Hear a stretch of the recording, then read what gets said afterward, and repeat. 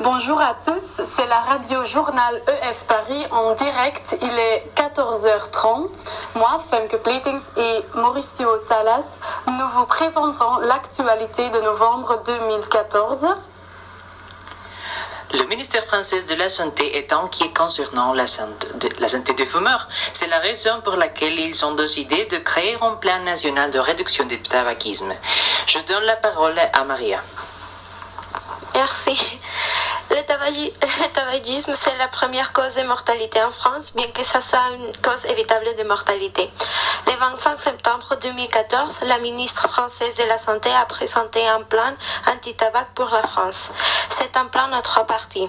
La première partie est dédiée à la protection des jeunes et l'évitement de leur entrée dans le tabagisme. La deuxième partie est concentrée en aider les fumeurs à arrêter de fumer. La troisième partie est centrée sur l'économie du tabac.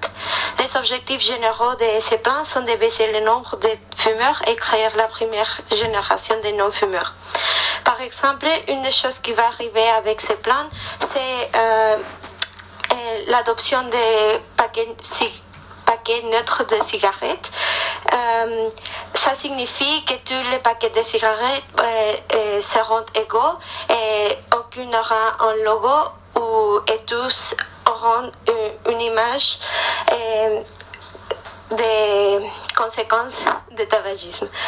Aussi, ça signifie que les personnes ne pourront fumer dans leur voiture s'il y a un mineur de 2 ans avec lui. Oui. Et vous pensez que ça sera possible ou que ça viole la vie privée des fumeurs? Bon, on verra si ce plan va atteindre ses objectifs. En 2015, Paris sera plus grande que maintenant. Alice vous en donnera plus d'informations. Merci, bonjour à tous, je suis Alice. Mon article parle du projet Métropole du Grand Paris. Le Grand Paris, c'est un projet visant à transformer l'agglomération parisienne en une grande métropole mondiale. C'est un projet qui touche principalement 3 départements qui seront agglomérés et 124 communes y seront regroupées. Les objectifs de ce projet sont premièrement l'amélioration de la vie de ses habitants en offrant des logements à des prix accessibles et en proximité des transports publics et des lieux de travail.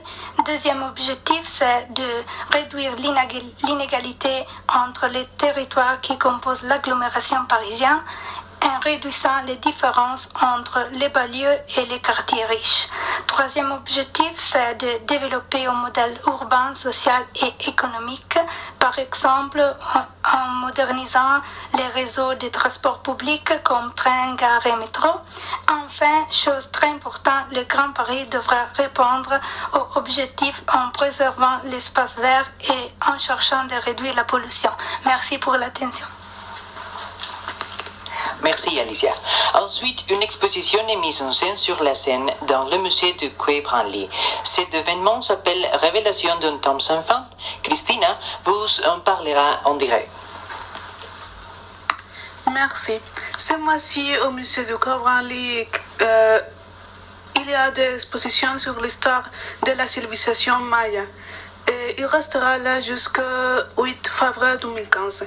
Donc, si vous aimez l'histoire maya, vous devez aller et profiter de cette merveilleuse exposition.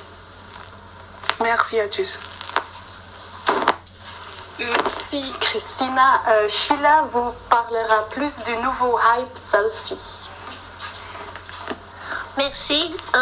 On prend les selfies très souvent récemment. Il y a excessif de selfies à Facebook, Instagram. Il y a quelques raisons. Les gens qui veulent mentionner son profil ou son avatar ou documenter sa présence en lieu ou auprès de quelqu'un et ou partager son état du jour ou publier certains signes particuliers. Mais il y a une autre raison vraiment plus importante. Il a envie de sociable pour l'attention et la validation de soi-même. Et ça, c'est pousser finalement, et les gens, c'est pourquoi les gens prennent beaucoup le selfie. Et il y a un exemple, c'est très triste. Dan Baldwin, il essayait de se tuer à cause de son photo du corps déformé. Et peut-être il y a beaucoup de problèmes, mais il y a beaucoup de problèmes de selfie, mais toutes les choses n'est pas bien si on fait excessivement.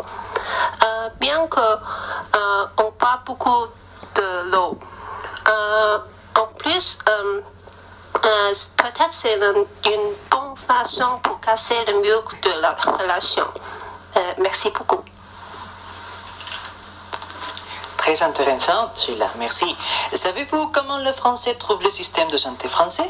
Denise vous racontera le résultat d'une enquête qui porte sur ces sujets dans plusieurs lignes de métro à Paris. Merci. J'ai réalisé un sondage sur le système de santé français. Puis je suis allé au métro de Paris pour poser les questions à personnes qui attendaient les trains. 104 personnes ont rempli le questionnaire. La majorité des personnes ont répondu positivement aux questions sur la satisfaction à l'égard du système de santé français. L'atténué du secret médical, médecine de prévention, proximité des services hospitaliers et la médecine des familles.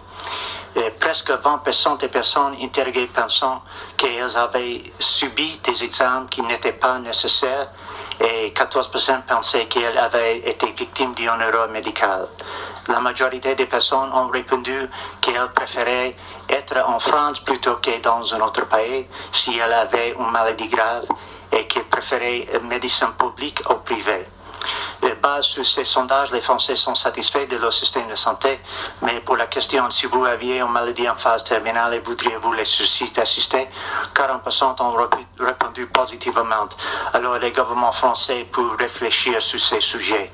Il était une expérience très intéressante car il m'a permis d'utiliser le français et de parler avec beaucoup de personnes diverses. Quelques personnes avaient du mal à comprendre une à plusieurs questions et dans ces cas, j'ai dû expliquer ou donner des exemples afin qu'elles puissent comprendre leurs questions. J'ai parlé avec une variété de personnes et j'aime regarder leurs expressions faciales, surtout pour la question si vous aviez une maladie en phase terminale, voudriez-vous les suicides assister? Quelques personnes ont dit c'est une bonne question, alors c'est difficile à répondre, mais tous les gens étaient sympas. Merci à tous. Merci. Que faire à Paris en hiver? Louisa, vous allez donner beaucoup d'idées. Merci Funke. En hiver, il fait froid et peut-être il y a aussi de neige et une promenade au bord de la Seine n'est pas une bonne idée. Mais quoi peut-on faire sauf qu'aller au musée? Je vais vous présenter des idées. Une bonne chose pour réchauffer, c'est une tasse de chocolat chaud. Le site Time Out FR dit qu'on peut trouver le meilleur chocolat chaud fabriqué complètement avec des ingrédients naturels à Charles Chocolatier, au 15 rue Montorgueil, dans le 2e arrondissement, mais malheureusement c'est seulement à importer. Une chose extraordinaire, on peut trouver au Bartillon sur l'île de Saint-Louis.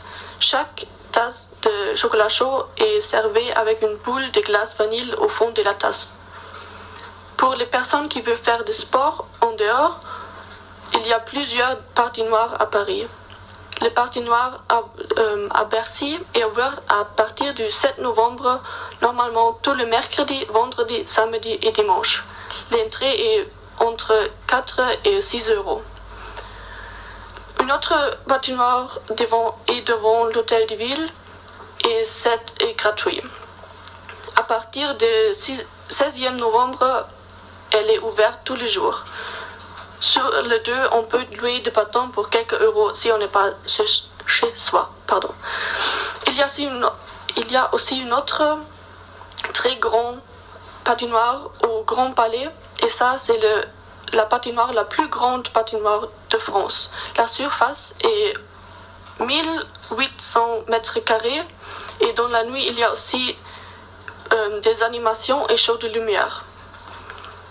Aussi, une bonne chose en hiver, sont des numéros marché de Noël. Au début du 20e novembre jusqu'à le 27e décembre, il y a une grande marche de Noël à la Défense qui s'appelle l'Arche de Noël. Il y a plus de 350 châtelets de bois et on peut voir beaucoup de choses différentes. Aux Champs-Élysées, il y a aussi une grande marche de Noël avec 100 châtelets de bois, avec cette année la première fois aussi un village artisanal où différents artistes présentent des spectacles. Cette marche de Noël sera ouverte à partir du 14 novembre jusqu'à 4 janvier. Avec une magnifique vue sur la Tour Eiffel, c'est le marche de Noël du Trocadéro. Il est ouvert à partir du 13e décembre. Pour les personnes qui veulent aller haute, il y a une grande roue sur la place de Concorde jusqu'à du 14 novembre au 15e février. Perché à plus de 65 mètres de haute, vous offrira un panorama unique sur les Champs-Élysées et le jardin de Tuileries jusqu'au Louvre. La dernière chose que je veux vous présenter, c'est une bonne promenade dans les rues de Paris, de tout le Paris, parce qu'il y a beaucoup de décorations de Noël, surtout les vitrines des magasins, spécialement Lafayette et le Printemps, et aussi les Champs-Élysées et deux autres routes sont décorées avec beaucoup de lumière. Merci pour votre attention. Merci Luisa. Qui a célébré Halloween? Lana et Olga vous racontera Halloween. Merci, équipe russe, avec vous encore une fois. Halloween est célébré partout dans le monde, même en Russie, mais je ne pense pas que cette fête soit si populaire comme dans les autres pays. Bien sûr, il y a beaucoup de gens qui le fêtent chaque année et pour lesquels cette fête est devenue une tradition, mais aussi il y a beaucoup de personnes sceptiques qui croient que Halloween n'a rien à voir avec les traditions russes. Moi, je ne suis pas d'accord et je suis sûre qu'une vraie tradition russe est de célébrer toutes les fêtes possibles et d'utiliser n'importe quel prétexte à guetter. Je vous rassure que les Russes savent comment célébrer Halloween et que tout le monde va s'en souvenir et en parler encore longtemps. Tous les gens en Russie passent cette fête différemment. Quelqu'un choisit d'aller en boîte ou au restaurant qui organise Halloween chaque année, mais pas moins de ceux qui préfèrent faire une fête chez eux.